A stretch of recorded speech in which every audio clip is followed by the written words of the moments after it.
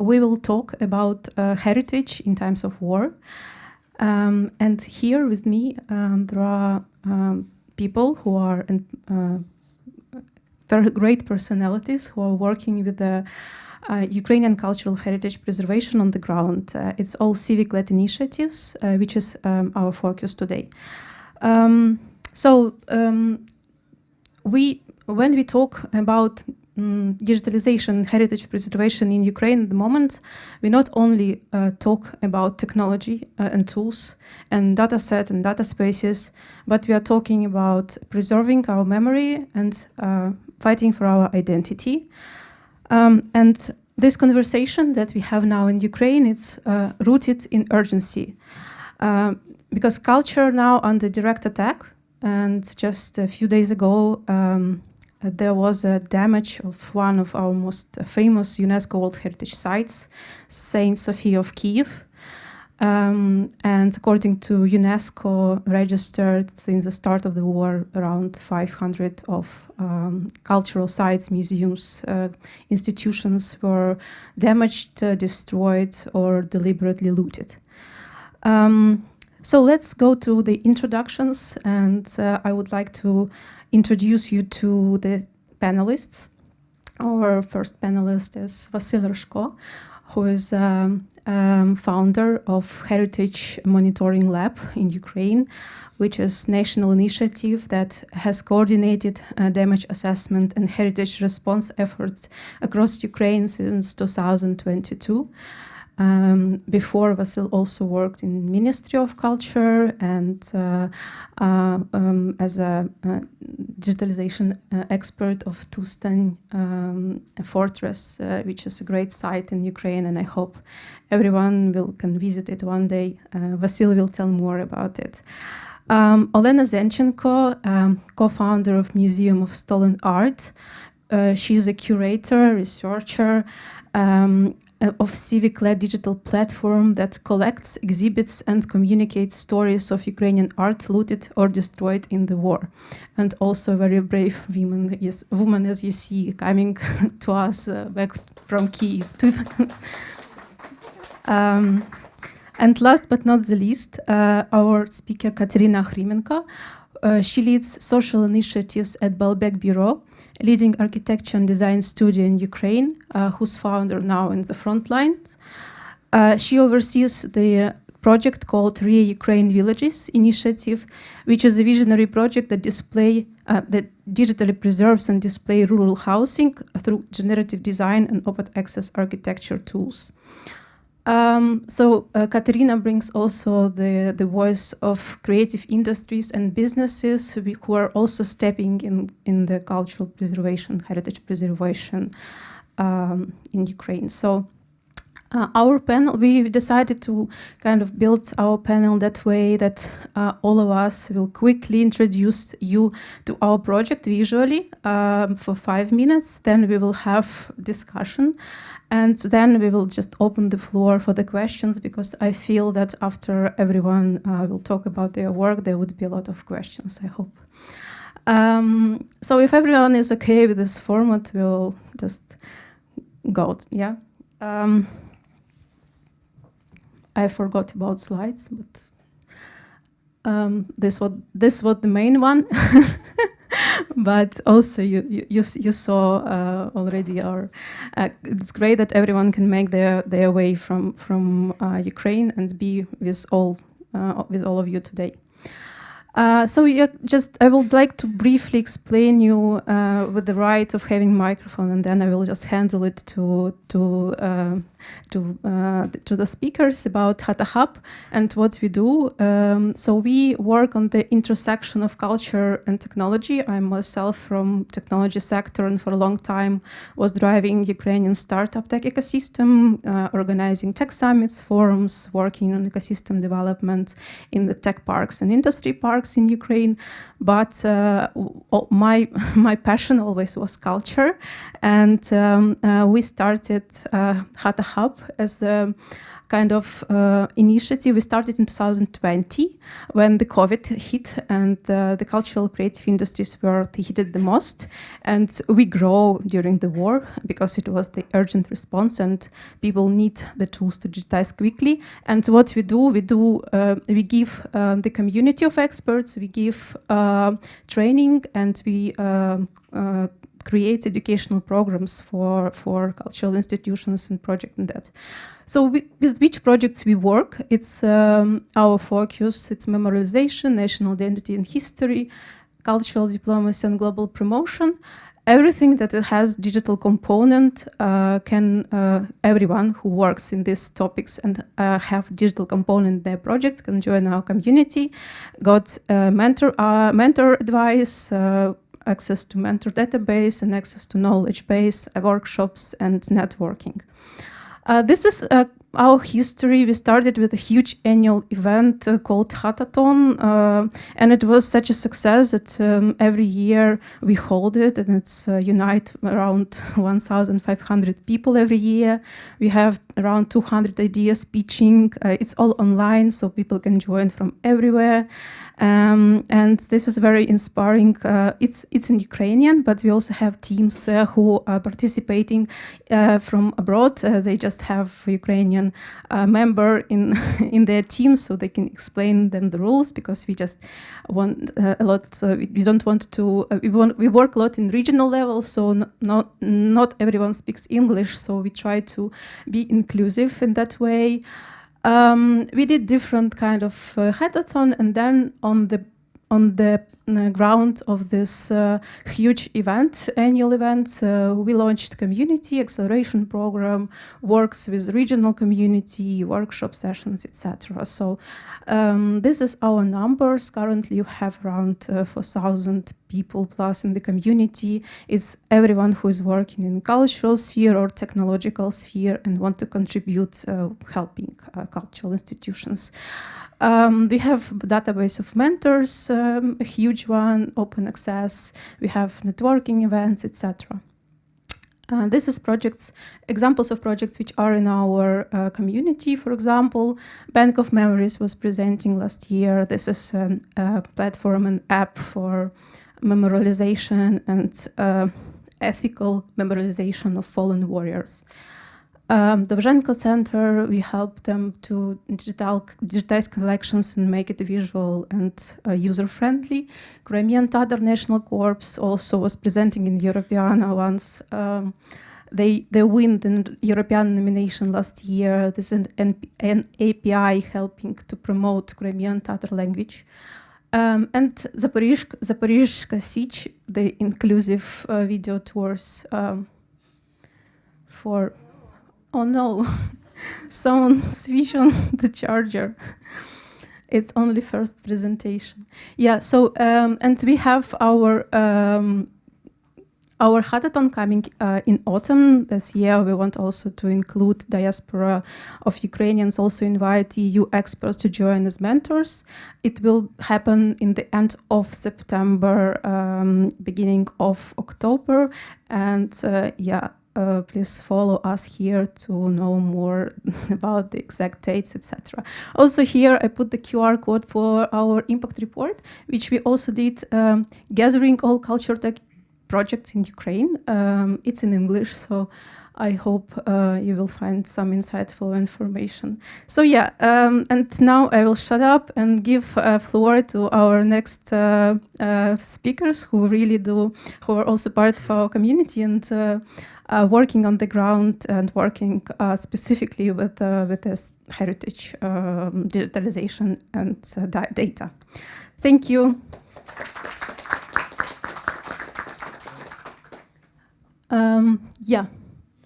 And I will go to Vasyl.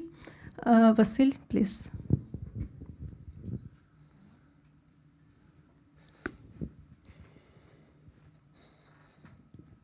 Ladies and gentlemen, the challenge is 5 minutes, but architect is multidisciplinary profession, so we'll manage this.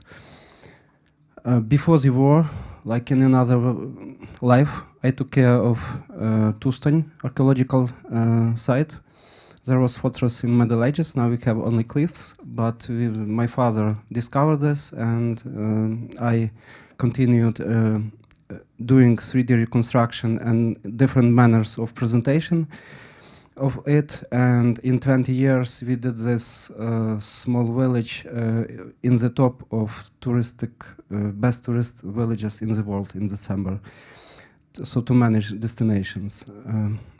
When the war started, we understand that culture, Ukrainian and heritage is the aim, the goal of Russians to destroy. And other big problem is post-Soviet system of heritage management. We don't know how many museums do you have and immobile sites. So what can we preserve? At the beginning, we try to do everything, help with equation, with materials wrapping, so everything, but it's impossible.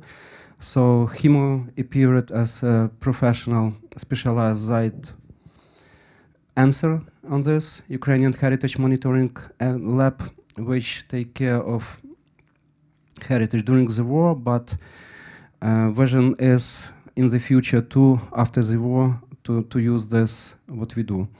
So it's not only people in different parts of Ukraine via NGO, but it's also a coalition of professional organizations in different spheres, which forms our expert capacity.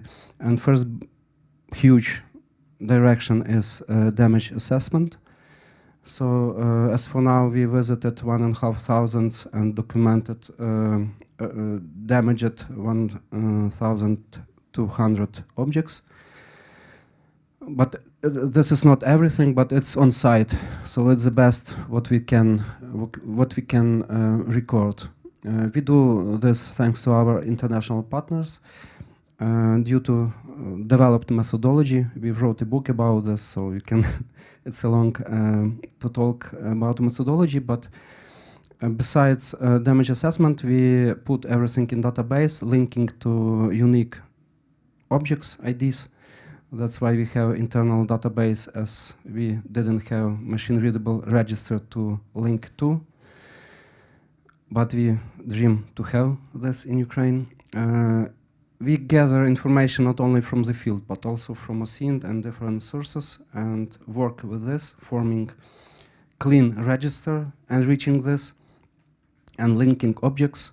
So as for now, altogether we know about 3,000 damaged objects in Ukraine, including what ministry knows, UNESCO, American colleagues, and everything.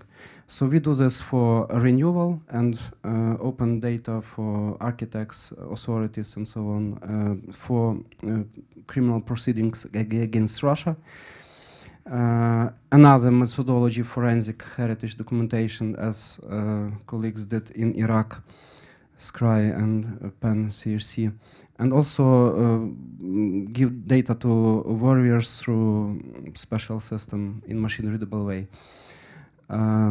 Another huge direction is museum digitization. So it's also started as anti-crisis, but we will be always in crisis, not doing development. So we should build system, not built before.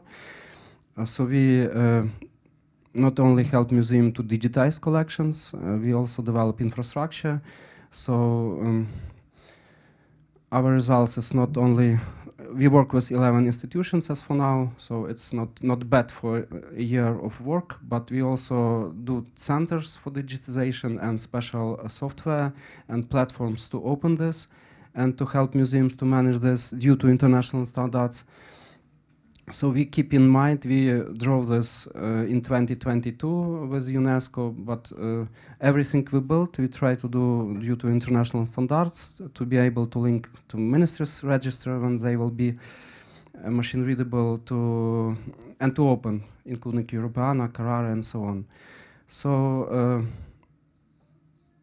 we believe that it's a huge opportunity to build system which we do not have, and to open heritage, stolen, lost, hidden for our next generations.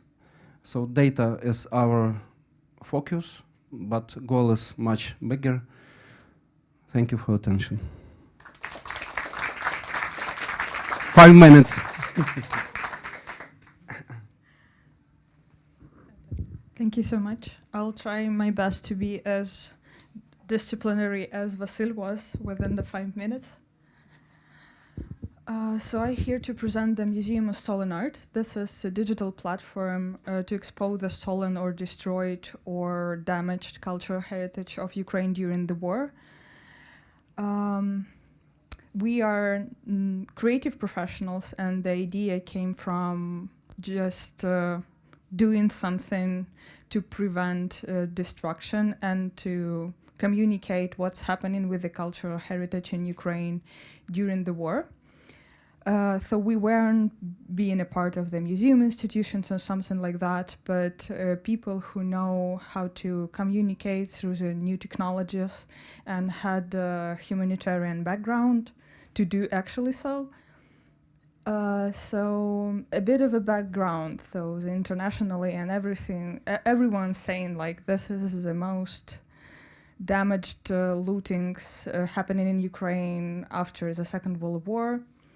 And that's not just looting, that's destructions, that's a lot of things, committed war crimes from Russian occupational forces. So there is a lot of statistics that's Ministry of Culture posting on how many objects are on occupied territory and how many sites actually was damaged, but that's just the numbers. And as Vasyl said, they are not really precise because before the full-scale invasion, we didn't have electronical registry on movable and immovable cultural heritage. That's why we can actually only assume how much of artifacts were lost, how many of them are on occupied territory. That's why we decided like, okay, it's just the numbers. Not just the numbers, but it's hard to communicate within the numbers, and we needed kind of an instrument to show what exactly we lost, how it looked like, what its precise value of particular objects, particular sites, particular museums. Yeah, there are a lot of things destroyed, and for example, this Grigorij Museum in the Kharkiv region, that's a deliberately targeted point because there were no any kind of a military territory, place, base, or something else. It just targeted in a little village in the Kharkiv region, particularly into the museum. That's kind of an argument for us to say it's a deliberate act and that's strategic policy to vanish Ukrainian cultural sites in Ukraine. So what we actually do, so we created a digital space that exhibits, preserve Ukrainian cultural heritage stolen or destroyed during the war. We also investigate, trying to recreate something that were destroyed or stolen. We systematize the evidence, so in our museum space you can not only see the object itself, but the evidence, what was actually happening to the museum institutions or to the object itself, with the photographs, with the videos. And also we want to promote the return, all of those survived actually and looted objects to Ukraine back. We do understand it can happen only in the free will of Russian Federation, but hopefully at some point we will get there. I will hope to it. So our vision is that we are not a database or something else, but kind of a creative instrument to communicate what actually happened. And I believe it's one of those instruments that can actually immersively influence people. So we want to influence foreigners, internationals, policymakers to emphasize to this topic, to experience what's actually is Ukrainian heritage, not in the numbers and not in the names, but within the actual objects and actual stories of this object. And we also not just creating the representative expositions, but also launch the advocating campaigns and want to collaborate within the university institutions. So if you're a representative of a university and you're interested in collaborating within the students in this kind of particular projects, we are really open to collaborate together. For now, we do have one virtual room. It's dedicated to Mariupol. So it's online, it's available. I will give you a QR code at the end of this presentation to explore. It also have audio guides in English and German, so you can explore by yourself. And we also have a lot of different online events, online tours that we can give to you to explore more about this particular artifact. And yeah, I hope the video will work, but I'm not sure. No. Sorry if I did it. Something wrong. Yeah, thank you so much. Yeah, so that's how actually the space look like. You can see the digital copy of Mariupol Drama Theater and also the little avatar going over there exploring the space. It's actually look like a game, and you can explore within the browser, within the mobile app or VR glasses, all of the space.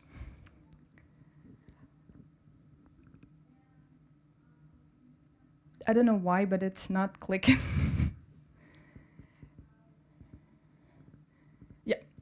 Yeah, thank you so much. So what we do now, we're researching to create the data space that's not dedicated just for Mariupol, but to overall suffered regions of Ukraine. And the next, we hope to create the new version of museum exhibition that will dedicate it to all valuable objects that suffered during the full-scale invasion. And hopefully, if we will get there, from this point, we could also dig into what happened in Crimea and Donetsk, Luhansk region from 2014, and also to recreate a lot of the stories that was colonially taken from Ukraine during the Russian Empire time or Soviet Empire time. And we also seeking for the funding and partnerships to advocate this topics, because the research is already funded. We're already doing that, but the next stages is, I would say, questionable for now. So if you will be interested in any kind of advice where to seek, we will be really glad to know about that. And here is a QR code for our website. From this, you can actually visit the space itself. And also, please write to us if you want a tour, discussion, or partnership. Thank you so much.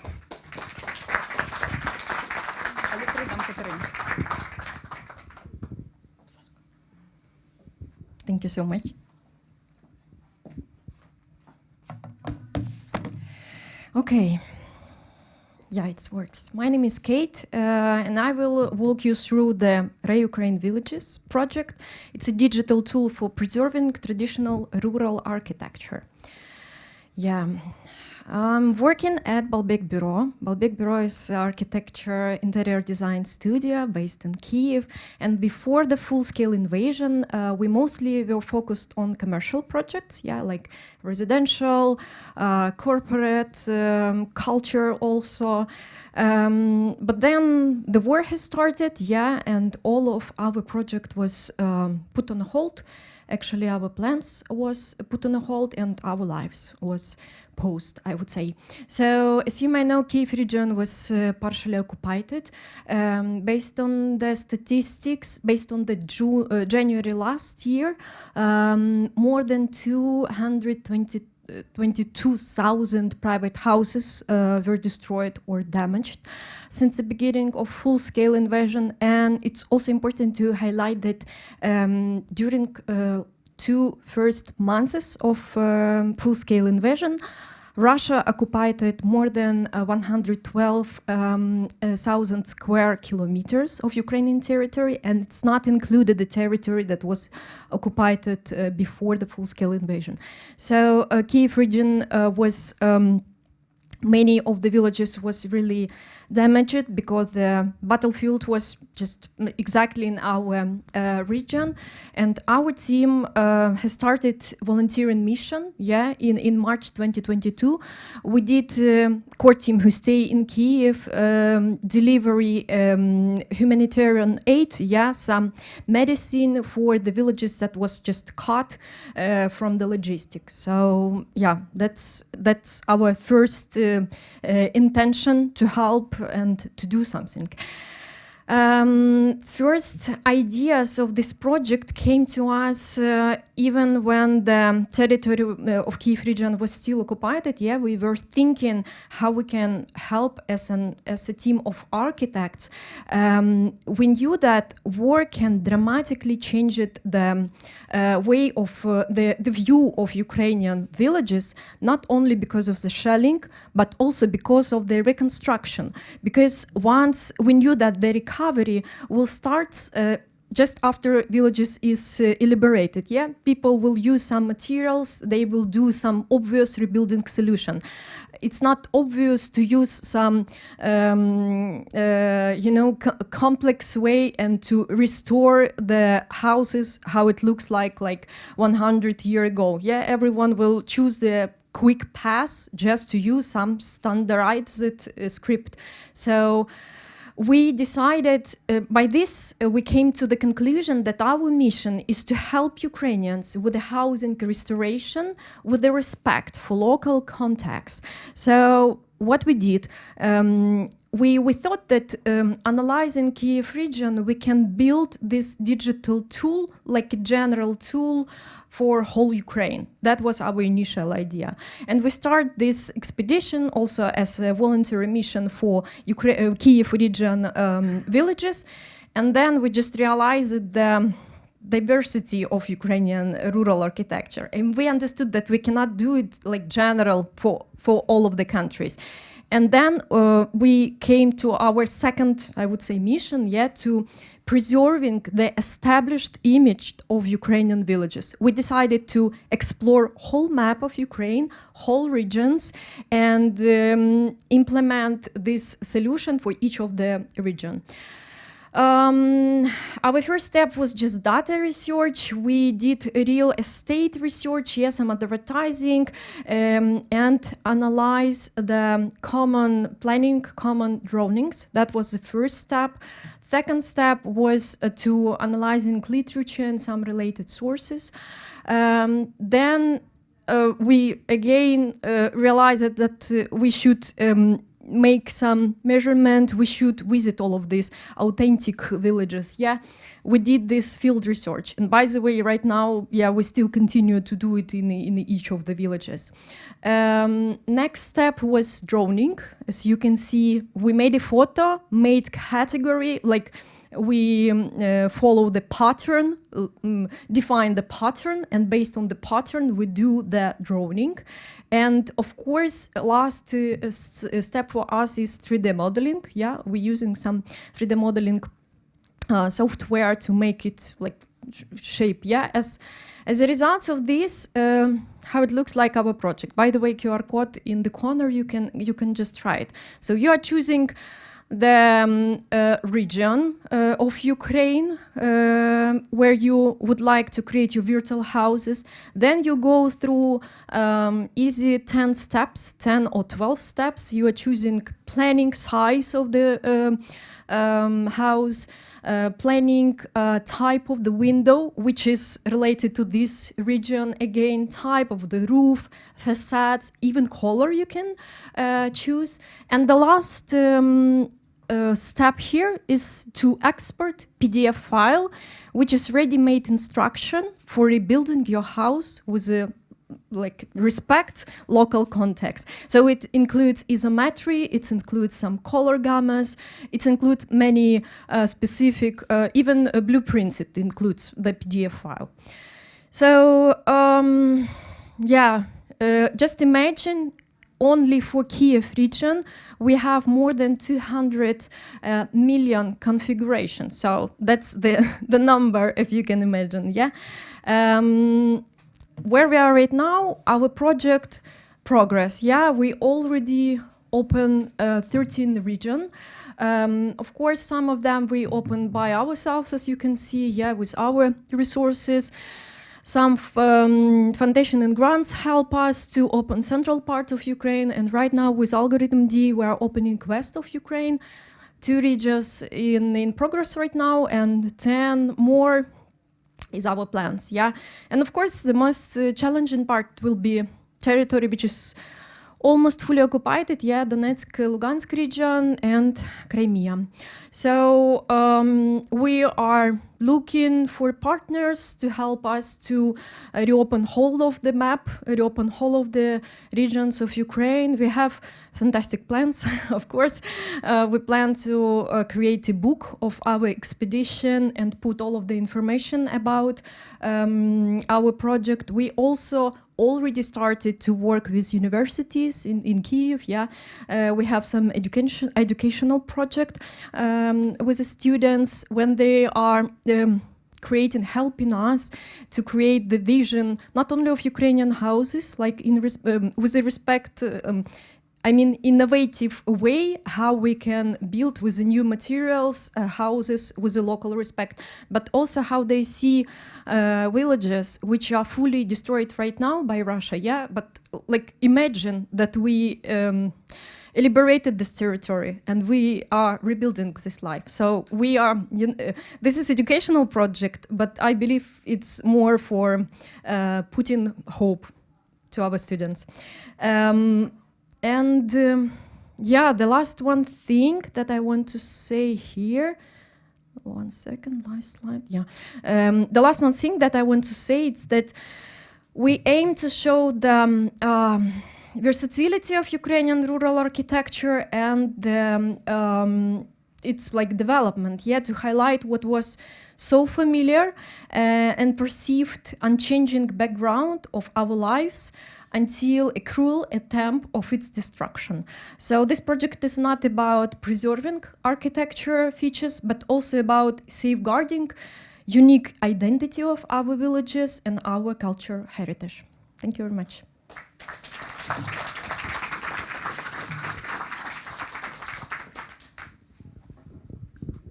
Wow, thank you very much for these presentations. And we go to our next part, which is a discussion. And I know that all of you know the question that I want to ask, but the first one would be unexpected. It will be about, I think that our topic of the panel is about civic response to the heritage preservation. And here we have representatives from business, from creative industries, from civil society. But I have a tricky question on how do you cooperate or communicate with the public bodies in your work? Is there any way that you do that or you plan to do that? I think this is a question for all of you. Vasyl, would you like to? Ladies first. Yeah, I can start because we started a volunteer project. So our first room dedicated to Mariupol was much more smaller and we didn't have any funds. So when we started to communicate within the institutions, everybody said like, okay, it's unbelievably hard to understand what you actually want to do because it's a museum in metaverse. You don't have any kind of artifact to scan. What will you do and how it will work? So actually we didn't have any response from the public body, but after all, you launch something, you try something, you actually have been seen, and then it started to work. So right now we are communicating with a lot of institutions offered on the different regions, for example, like Ivankiv Museum of Local History. Yeah, that was the word I was looking for, thank you. So the Kyiv region local history museums, Kharkiv region local history museums, and they actually already want to share some information just because we already launched something and get the media coverage. So I guess the key of being seen and being participated with is kind of having your own face and word in the media, so everybody else wouldn't be wanting to participate with you, because to be honest, the cultural expert community, it's quite close, and I believe it's not just about Ukraine, it's everywhere. Not controversial, but conservative in some kind of a way, because of the role of protecting heritage, not just being a keepers of this heritage. So I guess we work together on expose it. That's why it does make sense for us to collaborate.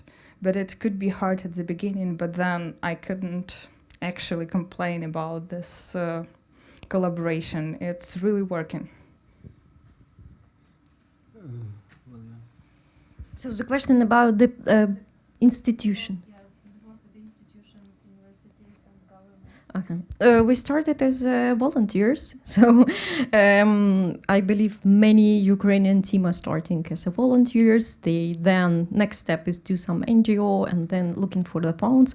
In my case, it's little bit was easier because we started as volunteers, but then, as a part of Baalbek Bureau, we did the CSR department in Baalbek Bureau. Bureau is still trying to work on commercial projects. Right now, it's not easy in Ukraine, to do any business.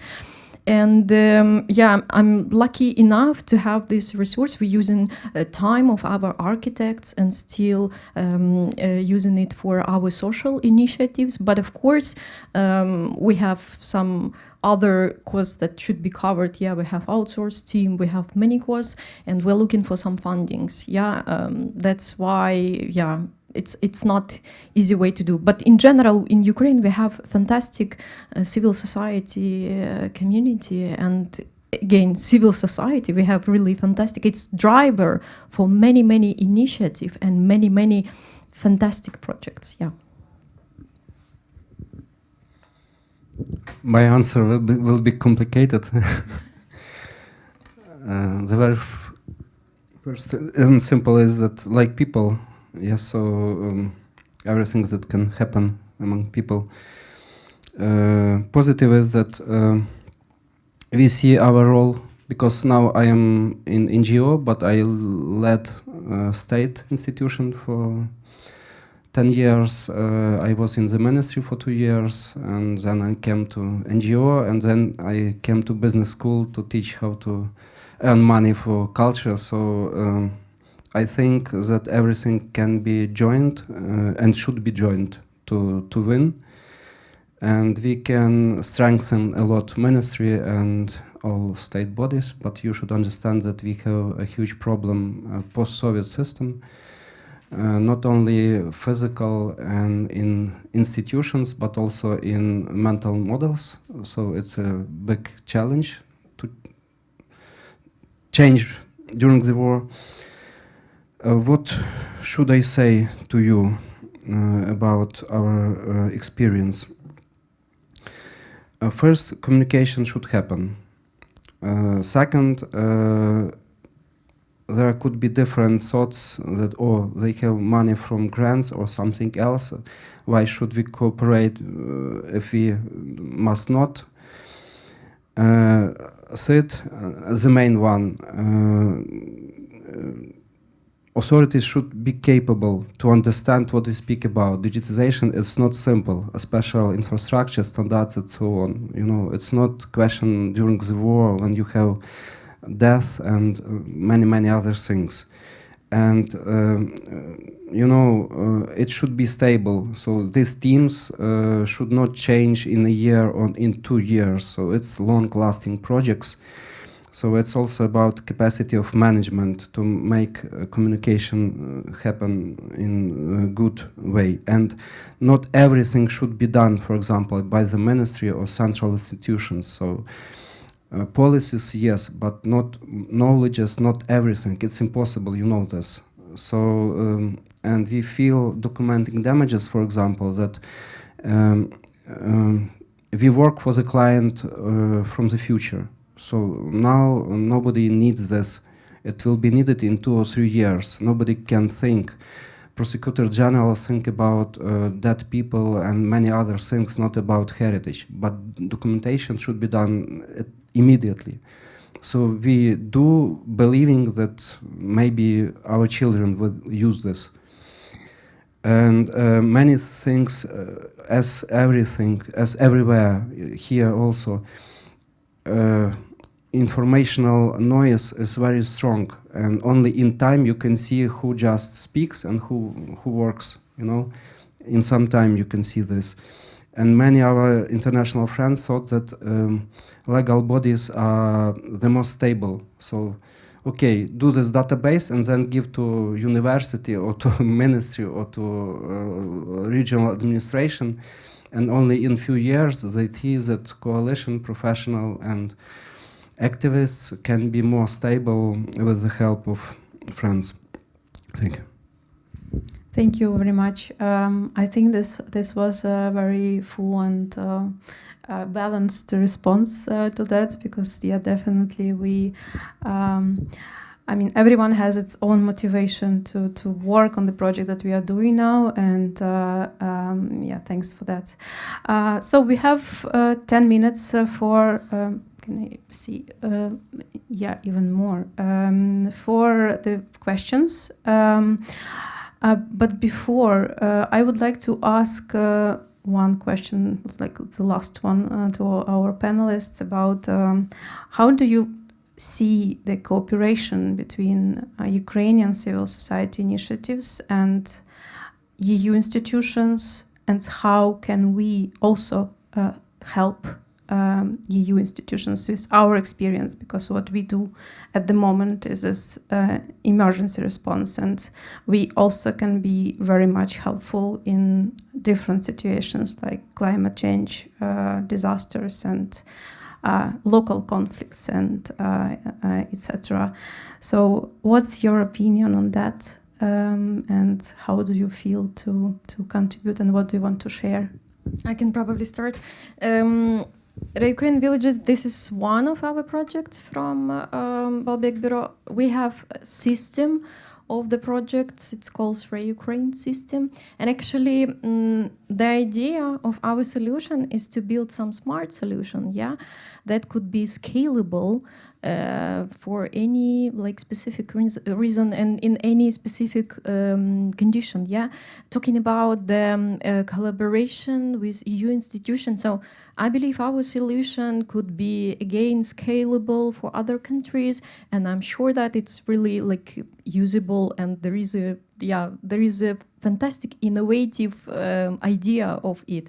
So right now, unfortunately in this condition that we are right now in Ukraine, with a limited resource, but we are making some innovative projects, and I believe Europe have time and have possibility to use this solution, and yeah, that's how I see this collaboration. Yeah. Thank you. Yeah, I do have a response from the two parts. First of all, we were presenting this project of ours, the Museum of Stolen Art, multiple times abroad, and one of the responses I get that's great project, but it should be done by the museum institution itself, and that's the obvious thing to say from the European representative that has a strong institutions. But the issue is that when your museum is looted, and for example, the Mariupol Museum of Local History has 60 people, and after the siege they evacuated to Odessa, they reopened their work, and there are 3 people in the staff. They actually can't do something else rather than helping the office of the prosecutor to build the criminal causes. There are no option and no capacity for them to communicate, especially abroad, what actually happened. And this is an issue when you believe in your institutions, and that's great. But when the risk management started. For example, this kind of a scale of invasion that happened to Ukraine, there is no way you can manage this kind of a scale within your institution. So that's a good idea to have the backup from a civil society organization, from the people who can support actually what's helping within the heritage, within the volunteering, within the volunteer movement in Ukraine to help in military. All of this solidarity rooted to 2014, because we used to kind of help our state to survive in times of risk. And I would say it's something that should be learned from European, because if you do have a stable society and stable institutions for the last 70 years, it doesn't ensure you that it will be in the next 70 years too. And I won't be really dramatic about it, but I would say this particular example of Ukrainian resistance and solidarity based on the civil society movement can be the proper example for people to think about what the risk management would be if something huge will happen. Thank you. Thank you. Four things. First, the war has not ended, and we need your help. Of course, firstly, weapon. Also, money, because thanks to your grants, our teams can work and do their work in Ukraine, what can be danger for you. But also in the field of culture, you should understand Russian propaganda, formed by hundreds of years, and you should understand the level of aggression stopped by Ukraine with your help, but to understand that many rules formed after World War II do not work anymore.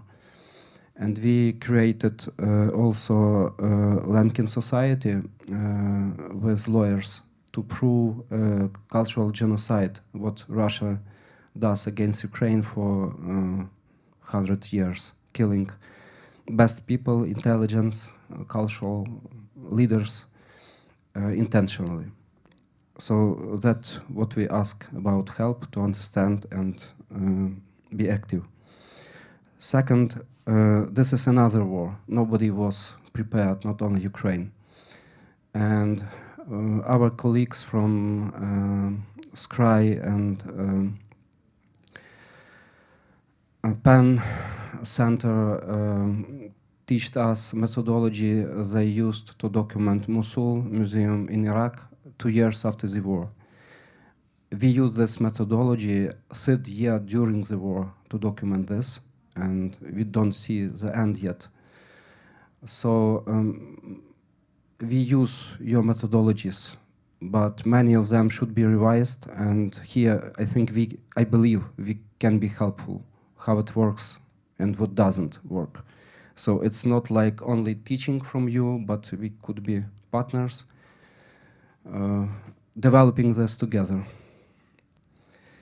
Third, I think it's interesting to see how we manage both emergency and creating system in so high quantity of museums and heritage and challenges in very short time during the war.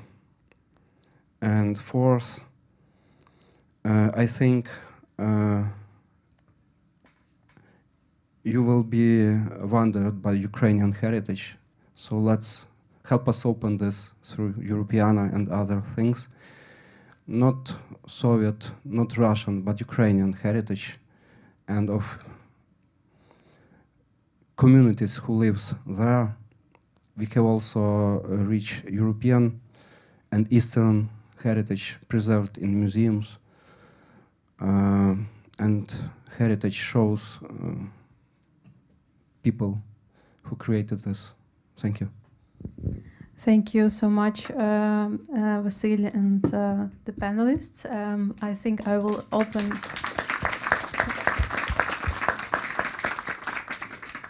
On this note, I will open the floor for questions. Please raise your hand if you have one. Yeah, I will help with the mic, and we have a second one. Yeah. Thank you very much. I wanted to ask Olena about the tracking, the possible tracking of these stolen objects. Is there a way of finding out? Because I'm thinking, you know, they could be ending up getting sold on eBay. They could end up coming over to the West, art dealers, and what the sort of possible due diligence should be, whether art dealers in the West are kind of aware of this kind of trade and your work. Yeah, that's kind of a really complex and interesting question, because the main issue is that before the full-scale invasion started, we didn't have the databases, as I said. That's why our work is partly finding by OSINT something that were stolen within the evidence on it. And the other part is the working within, for example, books and legal publications of different museums, what they actually published. That's why we can revise that these particular objects were there. So our work is to recreate in these digital copies from the publication, from the photograph before, because no 3D scans, no copies of this particularly small local museums have been done before the full-scale invasion started. But answering your question about the tracking, there are different initiatives. For example, that's Commercial Art Loss Registry, as I know for now. That's the biggest database on the stolen objects. It's not open, but it's open for the art dealers and stuff like that. That has like 5,000 objects in it. But that's eventually it's small amount of what actually you've been tracking.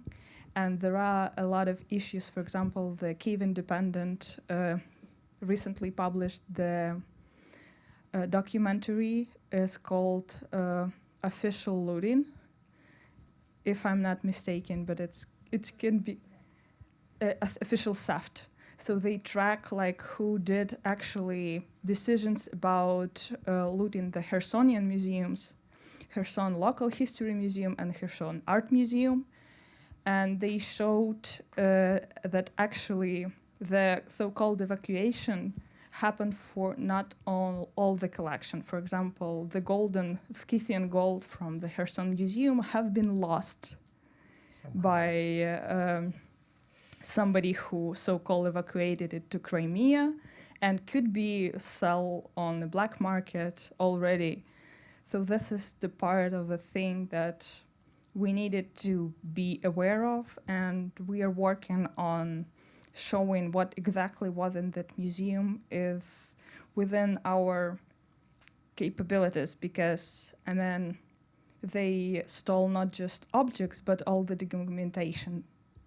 So, for example, the Kherson Local History Museum, they don't have any inventory books with them because everything was stolen within the documentation. So that's a particularly hard and complicated question to answer. May I add? Yeah, of course. But 10 years ago, when I, after Dignity Revolution, came to ministry, and Crimea was temporarily occupied already, and lists of items were preserved in museums, left in Crimea. We decided we have no money, no possibilities, no opportunities, like influences, but we asked museums to do photos of inventory books. And now it's information about Mariupol Museum, Kherson Museum, Melitopol Museum, So we gathered 544 museums in the ministry. And now when the full-scale evaluation started, we asked ministry, so we helped ministry to put it into the cloud, to classify and to work. And on this basis, for example, now we do a catalog of Mariupol museums. Also using staff who came to Kyiv and have some passports of these objects. So it's like one direction possible. What's dangerous that on all occupied territories, Russians put everything in their state database. Crimea and all these territories, they are putting in Ghost catalog very quickly, like doing it of Russian. And it's a danger. They are very capable and very fast in this. One reflection before the question. According to this, what you said before, in this moment, I'm from National Library. And many years ago, when the cooperation with Russians was, well, there was a time of cooperation, and everything seemed to be okay in future and so on. Our people worked in library in Moscow, where the some of manuscripts that disappeared during or right after the Second World War miraculously appeared in Moscow, and our specialists were allowed to work with those books that appeared in Moscow, in the Library of Moscow, to the moment and on condition we will never ever ask for return. The moment we're starting talking about return was the question, are you willing to work with this any longer, or you don't want to see it anywhere anymore? So your last sentence about putting into database of Russian, maybe this is not the worst case, because at least it won't disappear and appear somewhere in private collection. It will be somewhere cataloged and maybe in future. Well, that's a reflection, sorry, but it was the good times of cooperation, okay? And the question, I'm curious. You say a lot of documenting what disappeared. I understand that you also document what is endangered on near to the front line or something before it will be endangered of disappearing. Thank you. Problem that there was no systematic work from the whole state, but. For example, we did 3D model of wooden church, and it was not preserved in time and fall down and 3D everything what was left. It should be done, but a huge coordination is needed between state and NGOs. Document what is now still in your hands. And CPP, we are happy that division CPP was created in army to have access to endangered territories to do this work, because as civilians we have no access. Thank you very much for your questions and reflections and sharing. And I would like to wrap up this with a call to action. And thank you, sincere thank you for being interested in Ukrainian heritage, supporting Ukrainian heritage and supporting projects. We are open to share our experience as well. So this is always two-sided. And we would be also happy to talk to you after the panel. So yeah, thank you for being with us today.